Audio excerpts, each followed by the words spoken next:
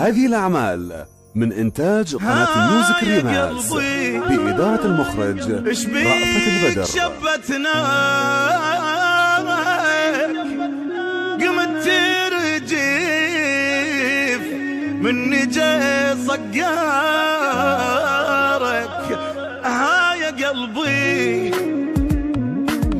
ها يا قلبي وين حجيك يا القلت لنذله حتى دربك قمت ما تندله.